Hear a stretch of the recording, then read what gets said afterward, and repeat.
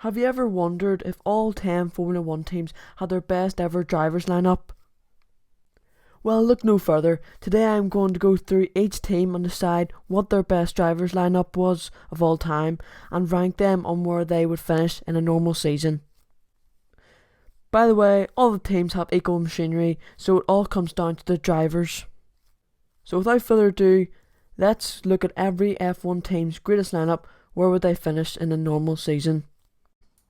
Just before we head into the video, guys, I'd like to just say here, can you please subscribe to the channel if you're watching right now? It'd be a big help. I know we're a small community now, 30 subscribers, but if we can just grow and keep growing, guys, I would just love to make content for you. And if you want to get involved in future videos, check out my Instagram account. I'll be posting on my story what new video ideas I have, and I'm going to get a vote and see what people want. And also you can comment what you want. If you want a video that I can make, you can go ahead and comment that in the comment section below. 10th, Haas, Roman Grosjean and Kevin Magnussen. Haas are, to put it in terms, a baby team in F1, only starting in 2016. In Haas's history, they've only had 3 drivers in the space of 5 seasons. And their other driver, Esteban Gutierrez, who, to be honest, was only there so Haas could have some extra money.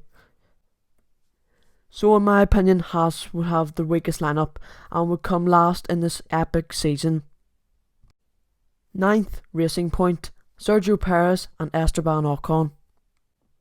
Racing Point is even more of a baby team compared to Haas, as they literally just finished their first full season in F1.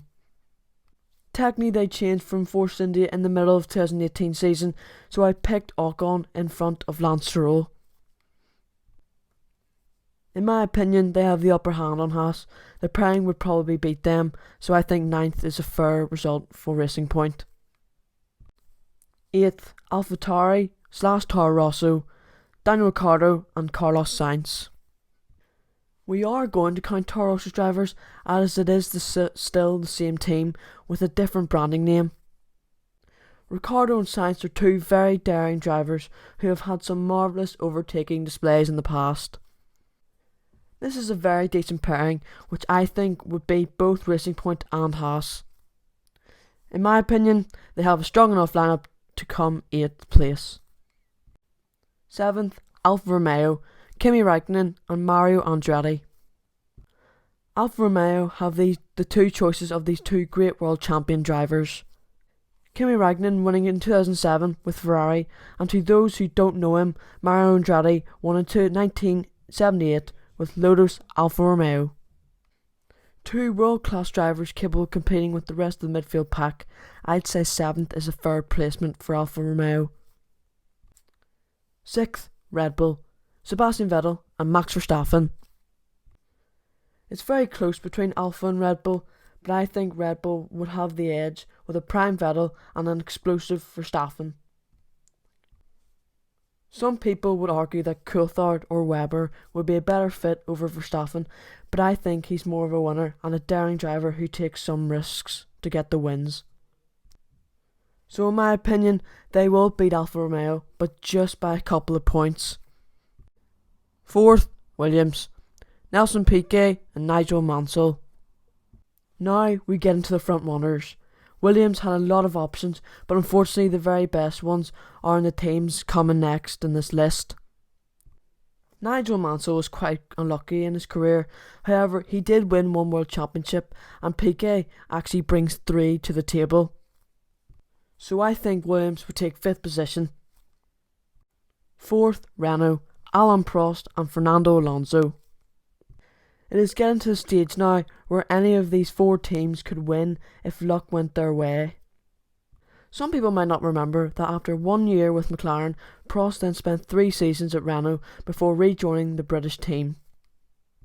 Him and Fernando Alonso would form a formidable partnership and would definitely challenge for wins. But in my opinion, they just don't have as much as the 3 remaining teams, so it's 4th for Renault. 3rd, McLaren, Ayrton Senna and Mika Hakkinen. Here we have 2 McLaren legends who had a lot of bad luck in their careers, but still were some of the best drivers of their generation.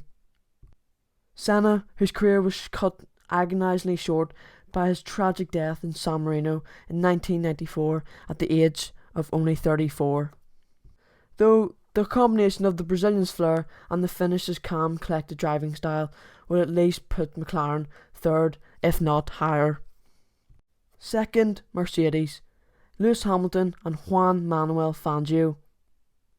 Two completely different drivers from completely different generations are teamed up here with a combined 11 world titles and counting still. Of course, Hamilton can get his 7th world title this year, but Fangio in his day was a different class, practically ruling the 1950s with an iron fist.